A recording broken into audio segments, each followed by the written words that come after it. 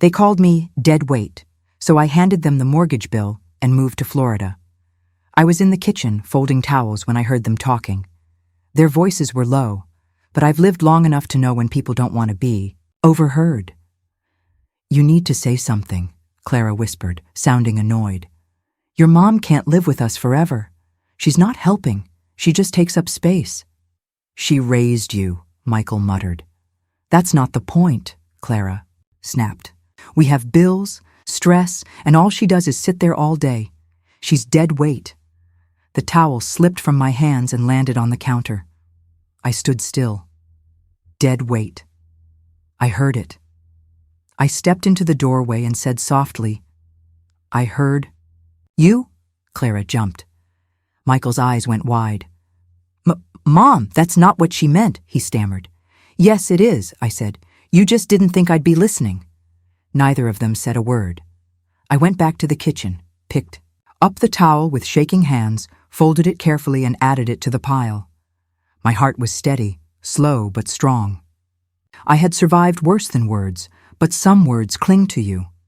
That night at dinner, my hands were shaky. Arthritis has been rough lately. As I set down a bowl of soup, it slipped and spilled everywhere. Hot broth all over the tablecloth, dripping onto Clara's lap. "Seriously?" she hissed. "I'm sorry," I whispered, reaching for a napkin. But before I could grab one, she slapped my hand away, then slapped my face. It wasn't the sting that hurt most. It was the silence that followed. Michael didn't yell. He didn't ask her what she thought she was doing. He didn't even look angry. He just looked at me, then looked away. That's when I knew he wasn't going to stand up for me. Not even now. Then I heard the front door open. "Mom?" It was Anne, my youngest daughter. I hadn't seen her in over a year. She stood at the door, suitcase still in her hand, eyes wide. She had just signed her divorce papers. I knew that because she called me crying 3 days ago, gasping so hard she could barely speak.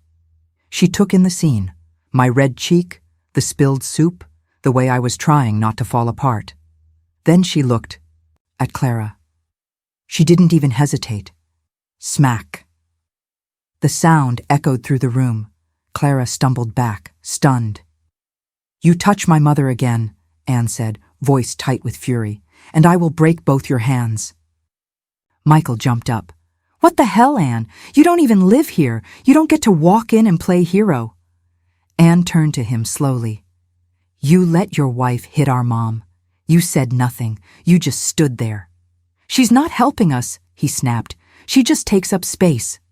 Just like you, a divorced mess who ran back to her mommy the second life got hard." Anne flinched like he'd hit her too. "You're just like her," he spat. "Both of you. Useless." That's when I stepped in between them. "Enough," I said. They both froze. I turned to Anne. "You're not useless." Then I looked at Michael. "And you? You're not my son anymore." His mouth opened, but no words came out. I walked away and sat in my chair by the window, the same one they said I stared out of like a ghost. But I wasn't a ghost. I was very much alive.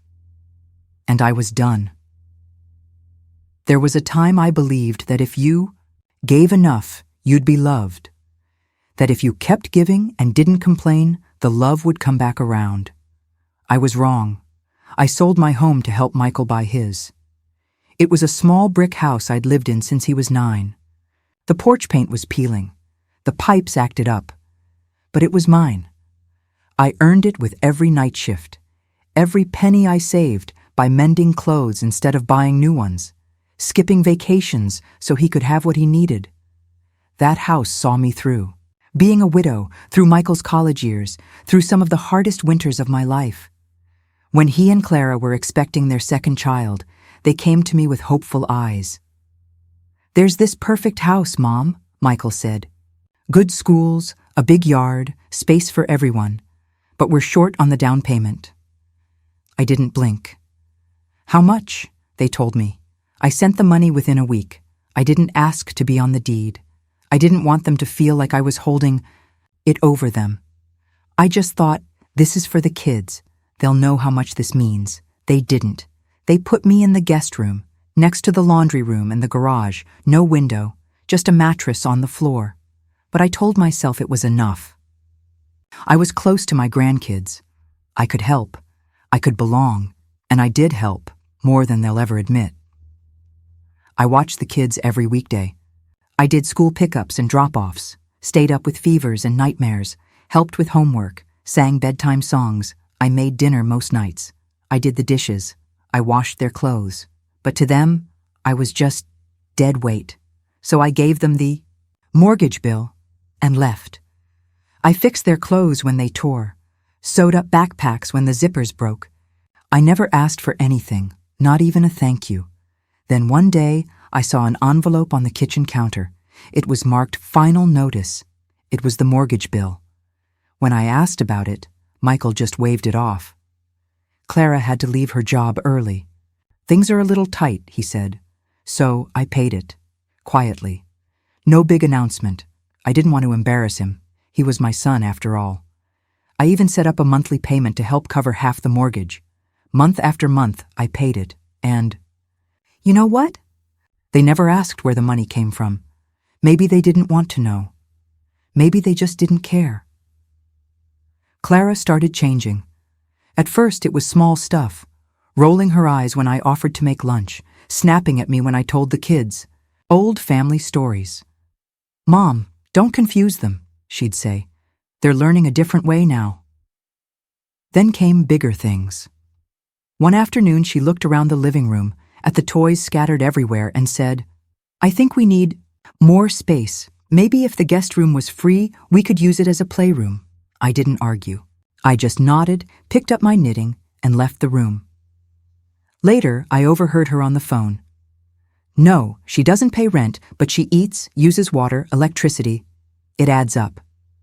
And then there was the time she handed me a shopping list and added, "Might be nice if you started picking up your own groceries. I mean, you do eat a lot of yogurt." Michael said nothing. Every time I looked to him, hoping for a kind word or a glance of support, he looked away. Still, I kept trying. I baked her favorite bread, even after she called my recipes outdated. I folded her laundry when she left it in the washer for days. I sewed buttons back on her blouses. She never thanked me. And when she did talk to me, it was to remind me, "You're lucky we have space for you. Not every family would." She said it more than once, like I should be grateful. As if the money I gave, the meals I cooked, the nights I stayed up rocking her crying child, were all just favors they were doing for me. And Michael, my sweet boy who used to make birthday cards out of macaroni and glue, he let it happen. He stood by her side, said nothing. One evening, I burned the rice. Clara walked into the kitchen, sniffed the air, and laughed. "Well, I guess you really are getting old." Michael didn't even blink. That night, I sat on the back steps, Florida's heat heavy on my skin. I stared out at the sky until everything blurred. I thought of all the times I gave them the last slice of pie, the warmest blanket, the best part of me. I thought of the house I gave up, the porch swing, the daffodils out front, my name carved into the pantry beam beside Michael's from when he was in the 4th grade. Gone. Given away. Still, I stayed. Because that's what mothers do, even when they're treated like furniture, even when all their love is met with cold silence, even when they become a burden instead of a blessing. But something inside me shifted that night, the moment Clara slapped my hand away from the soup. The second her hand hit my face. The instant Michael did nothing. That shift turned into resolve. And that resolve gave me the strength to do something I never thought I'd be brave enough to do. I called the bank on a Tuesday morning. I wasn't crying. I didn't raise my voice. I simply asked them to confirm what I already knew. My name was still listed as the payee on the mortgage, even though I wasn't on the deed. The woman on the phone was kind, with that overly careful tone people use when they're reading numbers that don't quite make sense. "Yes, Mrs. Harper," she said. "Looks like you've been making regular payments since July, and there's also a larger lump sum from last December." That's right, I told her. Would you like to continue these payments? No, I said. I'd like to stop today. There was a pause. I'd also like all future bills, letters, and notices to go straight to the homeowners, Michael and Clara Harper. Another pause. Then, of course, I'll finalize that now. Please do, I said, and email me a copy of the confirmation. I hung up, opened my laptop, and printed the letter they sent 2 hours later. I folded it neatly and slid it into an envelope along with the receipt for my last payment. That afternoon, I made soup, lentil, Michael's favorite, once upon a time. I baked bread. I set the table. I placed 3 plates out, just like I always did, and in the center of the table, right next to the salt shaker, I laid the envelope. I greeted them like always, like nothing had changed. Clara came in first, kicked off her heels, and left them in the hallway, just like she always did. Michael followed close behind, still talking on his phone, barely glancing at me. Dinner was quiet. The only sounds were forks tapping on plates and the ticking of the wall clock. No one asked how I was. No one said thank you. They just ate. When we were nearly done, I reached over and placed the envelope in the middle of the table. "What's that?" Clara asked, not even looking up. I wiped my hands on my napkin. "That," I said gently, "is the last mortgage payment I will ever make." She blinked. "Excuse me?" I looked straight at her. "I called the bank this morning. I told them to send everything to the legal homeowners, you two. From now on, the responsibility is yours." Her mouth opened, but nothing came out. Michael finally looked up from his plate.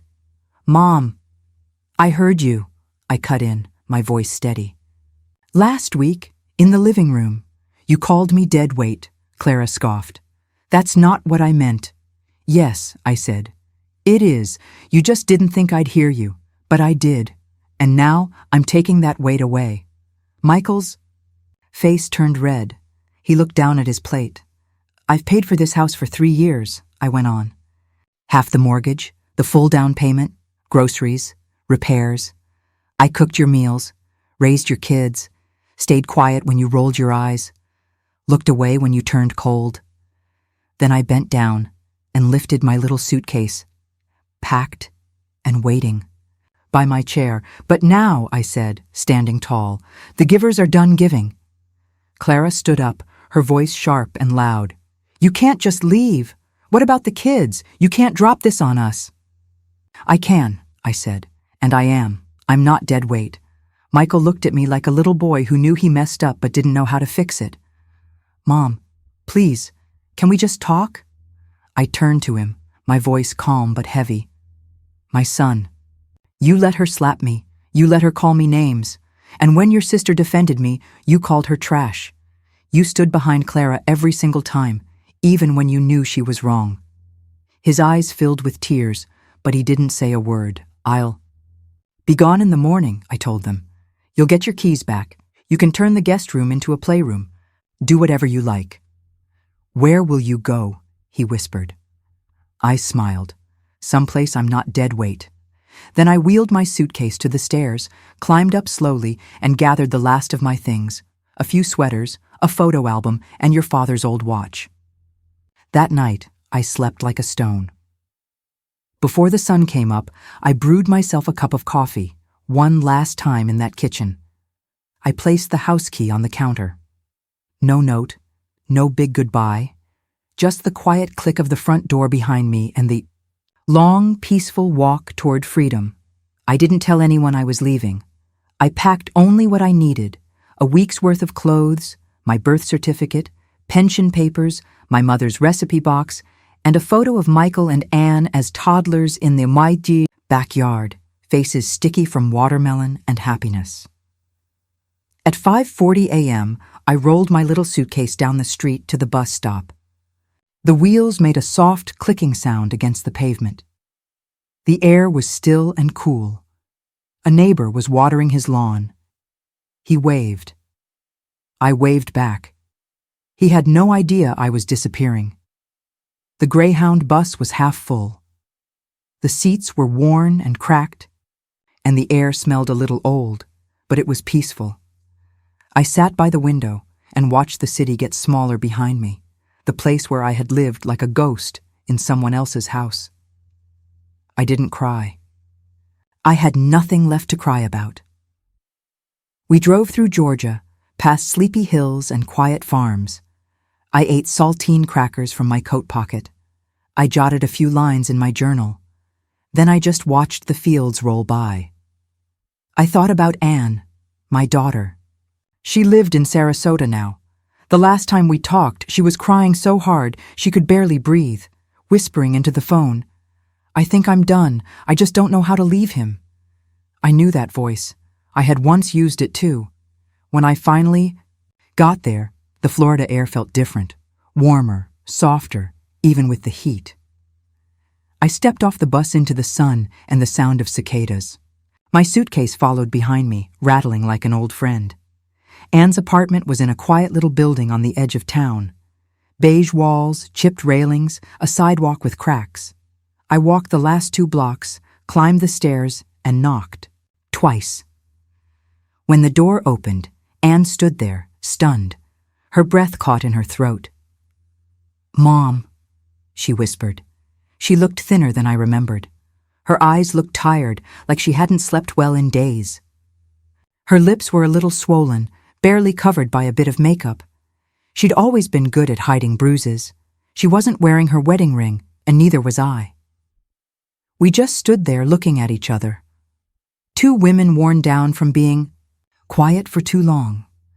Then, without a word, she stepped forward and wrapped her arms around me. It wasn't a hug full of words. It was warmth, comfort, the kind of hug you give when something deep inside you finally cracks open. I held her close for what felt like forever. We didn't need to talk. We both understood. We had lived in homes where love had rules, where staying quiet felt safer than telling the truth, where looking in the mirror hurt. Her apartment was small, just 1 bedroom, some second-hand furniture. The air conditioner made this clunky sound, like it might give up at any moment, but it was clean. It felt lived in. It felt real. "I was just making tea," Anne said, wiping her face. I nodded and sat at her little kitchen table while she poured me a cup. She didn't ask, "Why are you here?" or "What happened?" She just placed the cup in front of me, sat across from me, and reached for my hand. We sat there in silence, no explanations needed. Just 2 women who had finally found their way back to each other. She didn't talk much those first few days. She moved around the apartment quietly, like she was always waiting for something bad to happen. She flinched when her phone buzzed. She never sat with her back to the windows. At night, she locked every door. Twice. I didn't push her. I just folded laundry while she worked late shifts. I made soup, left little notes next to her coffee mug. I swept the floor. I waited. Then one rainy night, we sat on her old couch, and she finally let the words out. "He calls me garbage," she said, barely above a whisper. She wasn't looking at me. Her eyes stayed on the floor, like she was ashamed. "Not just when we fight," she added. "All the time, when I forget to take out the trash. When dinner's late. When I talk too soft, or too loud, or breathe wrong." Her hands were clenched in her lap. "He took my car keys last month," she said. "Told me I didn't deserve to leave, that if I did, no one would want me, not even my own mom." She finally looked at me then, her eyes full of something heavier than sadness. Was he right? I felt my throat tighten. I reached for her hand. It was cold and shaking. So different from the little fingers I used to braid hair for before school. "He's wrong," I said, steady and sure. "He was always wrong." Her lips trembled. She tried to say something, but instead she broke down and sobbed into my lap like a little girl afraid of the storm. I stroked her hair like I had when she was 5 and scared of thunder. That night, she told me everything. How the bruises weren't just accidents. How he checked her phone every night. How he once made her kneel on the bathroom floor for an hour because she bought the wrong milk. How she hadn't laughed in 2 years and hadn't even realized it. I didn't cry. I just held her. When her tears ran out, I whispered, "If you can't leave yet, I'll take you. I'll carry you out myself if I have to." She didn't say anything, just leaned into my shoulder. In the weeks that followed, we started quietly putting her life back together. She began saving parts of her paycheck in an envelope she hid. I helped her make a list of things she'd need to pack. We practiced what she'd say, who she could call, where she could go. But fear doesn't let go easily. It clings. One morning, she whispered, "I don't want to start over. I'm 39. I'm tired. What if I fail?" I took her hands and looked her in the eye. "You're not starting over," I told her. "You're picking up from where someone else tried to end you." And something shifted. She stood taller. She smiled. Not often, but when she did, it was real. She stopped checking the windows all the time. Then one Sunday afternoon, she stood in the doorway holding a thick envelope. Her hands were shaking. "Divorce. Papers," she said softly. "I signed them." My breath caught. "Are you sure?" I asked. She nodded. "It's time." I got up and wrapped my arms around her. "You saved me," she whispered. "No," I said. "We saved each other. Because in helping her find her freedom, I found mine too." The place was right on the edge of town, tucked above an old seafood market, just one street from the beach. The paint on the walls was chipped, and the plumbing acted up whenever it felt like it. But the windows? The windows caught the morning, sun like they were made to remember what beauty looked like. Anne stood in the doorway holding the lease, her eyes shining with something that looked like hope, like maybe this time things could actually be okay. "Can we really do this?" she asked, almost too afraid to believe it. "We already are," I said. A week later, we moved in. We brought only what we truly needed. Just a few bags of clothes, a kettle, 2 folding chairs, and a second-hand sofa that smelled a little like cinnamon. We didn't carry the past with us. Just the pieces of ourselves we were still learning to love again. Slowly, life settled into a rhythm. Anne started selling handmade jewelry online, something she used to do back in college, just for fun. I helped her pack the orders, learning how she tied the twine, folded the tissue paper, labeled each box with care. Every sale felt like a small win, like a piece of her freedom was being sent out into the world. I started baking again, just small things. Oatmeal cookies, banana bread, soft little butter rolls. We posted some photos online, and before long, people in the neighborhood started ordering from us. Tourists, too. They started calling us mother and daughter goods, and the name stuck. We didn't make much, but honestly, we didn't need much. Every morning, I'd wake up with the sun, make a strong cup of tea, and sit by the window with my journal. I didn't write to remember. I wrote to let go. Page after page of all the things I'd carried for too long. The heartbreak, the quiet grief, the slow fading of a mother's hope, but also the small, beautiful things, like the sun glowing on Anne's shoulders, the salty air at sunrise, the laughter, real laughter, that had finally come back into her voice. She'd come home from the market with sand on her feet and a calm in her eyes. Her shoulders weren't tense anymore. She even started painting again. Seashells, tiny, picture frames, postcards. We hung her artwork around the apartment, filling the space with soft color. At night, we'd sit on the floor to eat.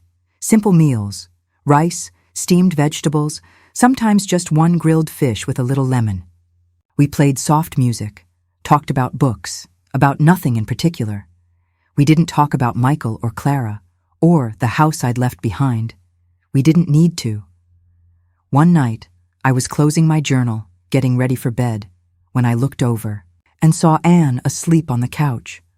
Her head was tilted back, arms crossed, a faint smile on her face. She was dreaming, Not the kind of dreams that wake you up sweating, but the kind that leave you warm inside. She looked like a kid who'd spent all day in the sun, peaceful, safe, and in that moment, something inside me shifted. I knew I had made the right choice. I hadn't just walked away from a house. I had walked away from being invisible, from only being loved when it was convenient. I chose to live, not as someone's shadow or silent support, but as a woman with stories still left to tell. I turned off the light and whispered, "Thank you." Not to God, not to fate, but to the part of me that wouldn't let herself disappear, to the woman who packed her suitcase, got on a bus, and found her way back to her daughter. To the mother who stayed long enough to say, "We're not broken, we're rebuilding." And for the first time in years, I fell asleep with no weight pressing on my chest. The phone rang on a Tuesday. I almost didn't answer. Anne was in the kitchen, humming while she stirred soup. I was clipping dead leaves off a little basil plant by the window. Then I saw the screen, a familiar area code, a number I hadn't seen in months. I picked up without thinking. "Grandma, are you okay?" Her voice was quiet, nervous. "I'm fine, sweetheart," I said, but my heart was already tightening. There was a pause. "Grandma," she whispered. "Mom and Dad, they're scared. The bank sent a letter, something about losing the house." I sat down slowly. "Dad's been crying," she added, almost too soft to hear. "They were fighting last night. He said they're going to lose the house." Another pause. Then she said something that made my chest go still. "He said it was your house first." I didn't say anything. The line went quiet. Then I heard a click. She'd handed the phone to someone else. "Mom." It was Michael. His voice sounded older, shaken. "I'm sorry," he said, all in one breath. "I should have stopped her. I should have said something." Michael's voice cracked through the phone. "I was scared and stupid. I thought we had time. I thought—" "Why are you calling me now?" I asked, not with anger, just quiet. He was silent for a long moment. "I need help," he finally said. "We need help. They're going to take the house. I tried to fix it, but it's too late. And I know I don't deserve to ask, but please, come back. We can make space for you again. Clara." I let out a soft, sad laugh. He stopped talking. I took a deep breath and looked around our small apartment, the place that smelled like lavender and lemon, where the walls were thin, but the air felt safe and warm. "Michael," I said gently, "do you remember the day Clara called me dead weight?" His breath caught.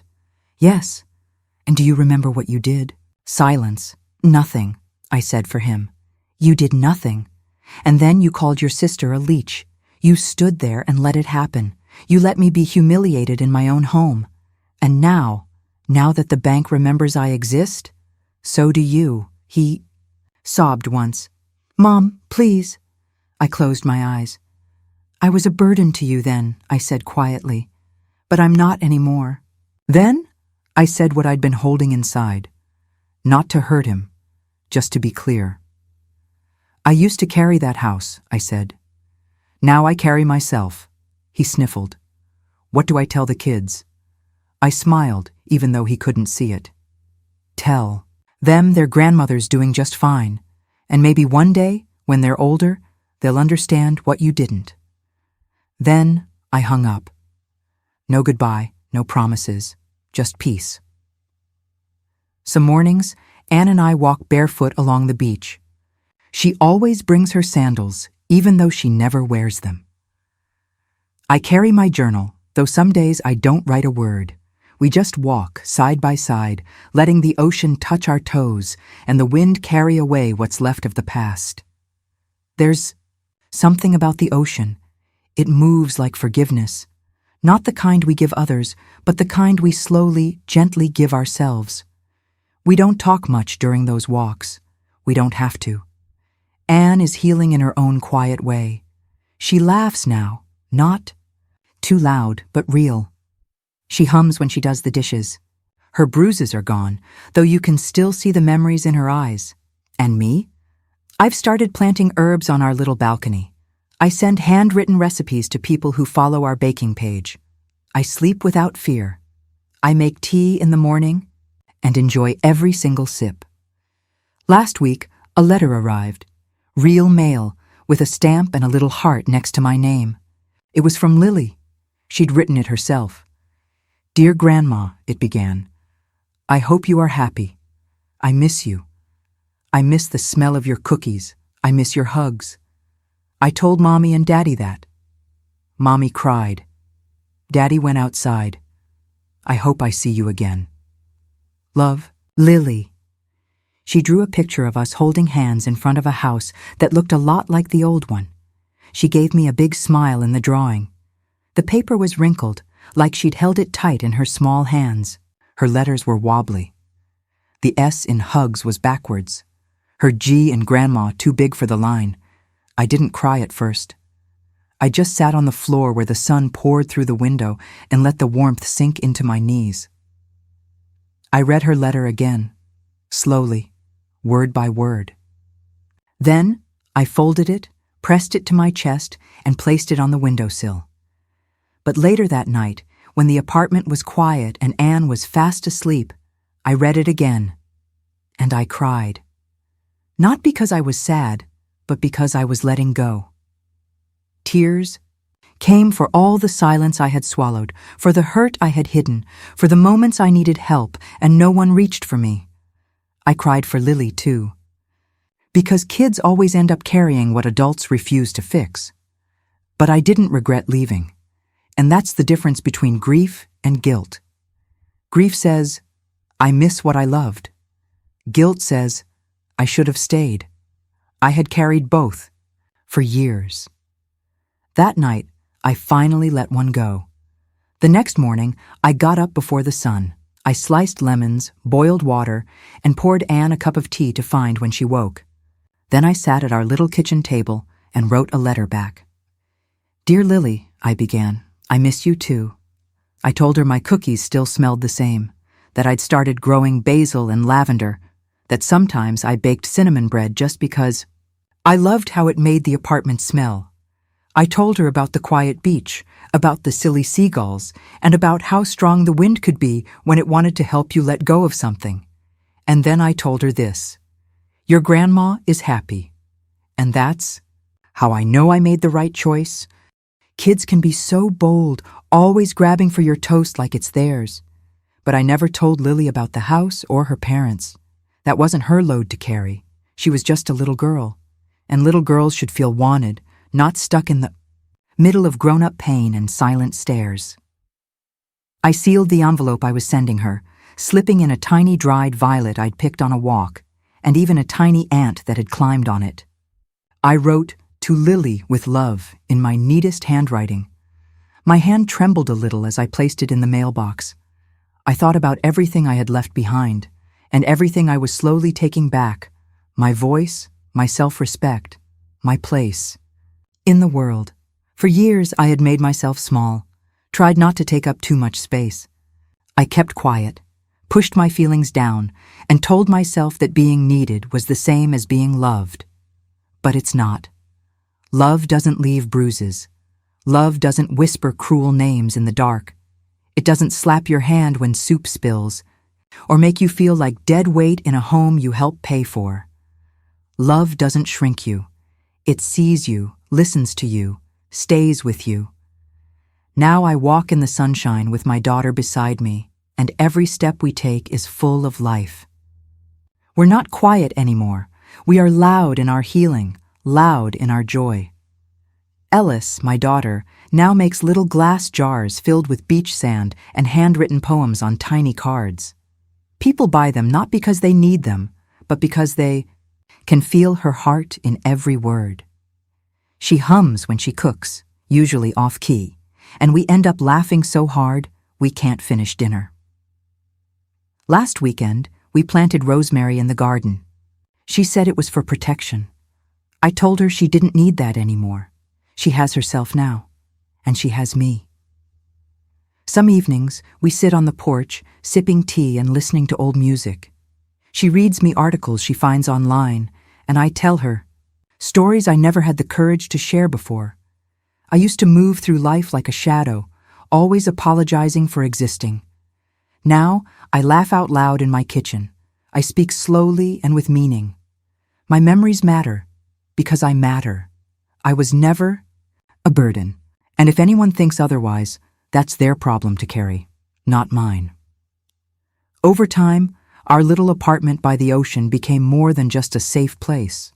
It became the start of something bigger. Ellis and I didn't just survive, we lived. We said yes to things we used to be too scared or tired to try. At first, it was just short road trips with an old crinkled map, a thermos of cinnamon-scented coffee, and the radio playing songs from when I was young. We drove through sleepy towns and misty hills. We visited the Smoky Mountains in spring, where flowers bloomed like they had something to prove. In the fall, we wandered Savannah, where even the sidewalks seemed to tell stories. And once, just because we felt like it, we flew to Oregon to see the lavender fields. Long rows of purple stretching to the sky, like the earth was finally taking a deep breath. We stayed in motels with leaky faucets and paper-thin walls. We danced under gas station lights when the music felt right. We took blurry photos with strangers and fell asleep under the stars in places where no one knew our names. We weren't just healing. We were growing. We became women who collected memories, not apologies. Women who told stories instead of making excuses. Everywhere we went, Ellis brought a new sketchbook. I brought my journal. We didn't write about what we had lost. We wrote about who we had become. She sketched bridges, sunsets, hands holding, shadows. I wrote about her laughter, about the warm smell of a bakery in Mississippi, and about the woman I now saw in the mirror. A woman who no longer felt sorry for growing older. Sometimes, we'd send Lily postcards, no return address, just drawings, poems, silly stickers.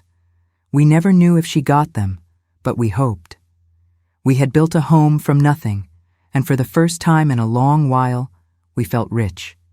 But the past, it always has a way of catching up to you, doesn't it? One sticky, warm afternoon, I was in the kitchen kneading dough for honey rolls. The windows were open, the curtains dancing in the breeze, and the air smelled like salt and cinnamon. The phone rang. I didn't recognize the number, so I let it go to voicemail. Then Ellis's phone buzzed, with the same number. We both just looked at each other, not moving. Another call. Then another. Then, silence. Finally, Ellis picked up her phone and pressed play. It was Michael. His voice sounded strange, hollow, almost desperate. "Mom. Anne. It's bad." His voice shook. "Clara and we messed up. We made some bad choices. Gambling. Debt. We're being kicked out. Everything's falling apart. We don't know where to go." Then there was silence. A thick, heavy kind of silence, like he was choking on the words. And finally, he just said, "Please, please call me back." He didn't sound angry, not even ashamed, just lost, really, deeply lost. I looked at Anne. She didn't say a word. She quietly picked up her phone, blocked the number, and set it down. I did the same. No yelling, no tears. No bitterness, just stillness. A quiet so full of understanding, it said everything we needed to say. Because here's the truth. We had already given too much. Not just money, not just a place to stay. We gave them time, love, second chances, and parts of ourselves we never really got back. And when they had the chance to choose kindness, they picked control. When they could have stood up for us, they stayed quiet. Now they were sinking in the mess they made, and we had already learned how to swim without them. Sometimes, I still wonder, does Clara still talk down to waiters like she used to? Does she ever think about the night she slapped me in the kitchen? Does Michael ever open a cupboard and remember the macaroni art he made for Mother's Day, back when he still called me Mom with a smile? Maybe. Maybe not. But those thoughts aren't mine to carry anymore. Let the past chase its own tail. Let guilt live in the house we no longer call home. We've moved on.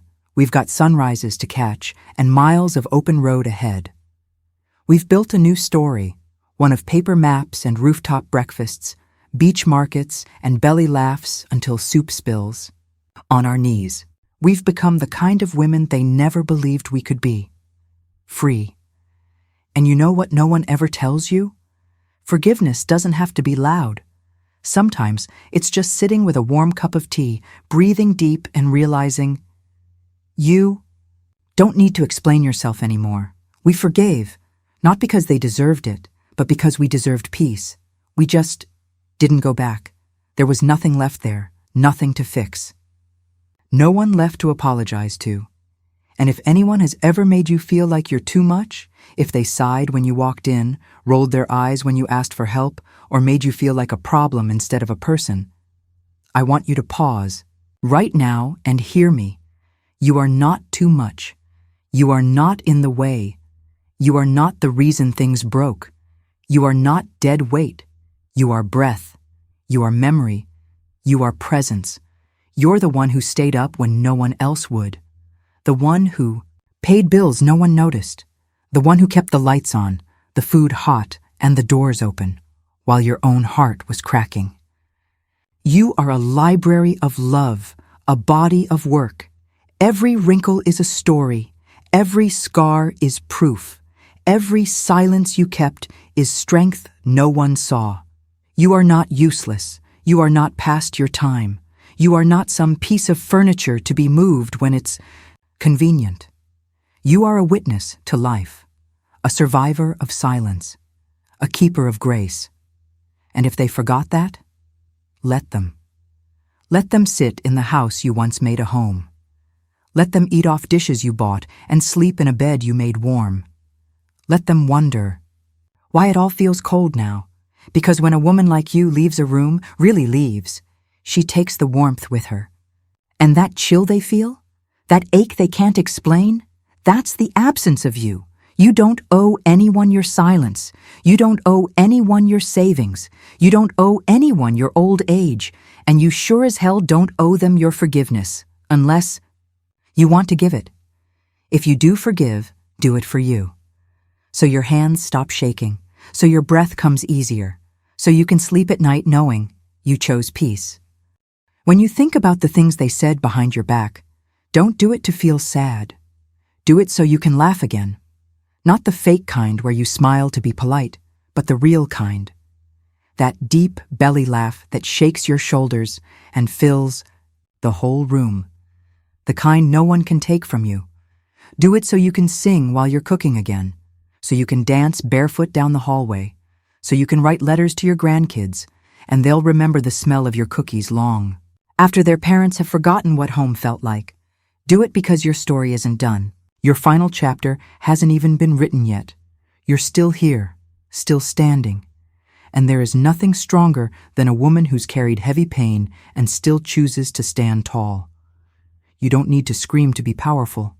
Wisdom doesn't yell. Wisdom waits. Wisdom remembers. And when the moment is right, wisdom speaks. So speak. Even if it's only in your journal. Even if it's only through your choices. Say the words you were always too afraid to say. I am not invisible. I am not here to be used. I am not a mistake you just put up with. This is my life, not yours to control. You are not a guest in your own story. You're the author. So write endings that make you proud. Draw boundaries that hold strong.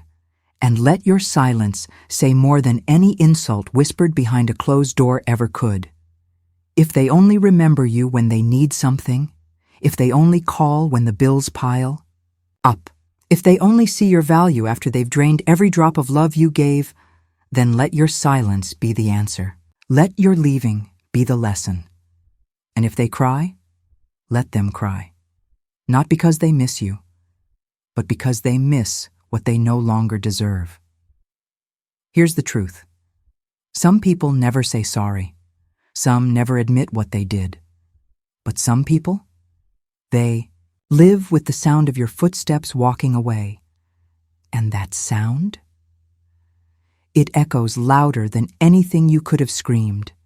So this is for every woman who was called a burden, for every mother they tried to erase, every grandmother they pushed aside, every wife they replaced for something easier, every daughter who stood up to protect her mom when no one else had the courage. I see you. I believe you. And I honor the strength you've carried. Let the guilt stay where it belongs, with the people who earned it. You carry your peace now. Share this if you've ever been told to shrink. If you stayed quiet when you should have been heard. If you kept going even when your heart was breaking and still chose to rise. And if you're rebuilding, do it boldly. Do it without permission. Because some women don't break, they rebuild. And when they do, they don't need applause, just respect.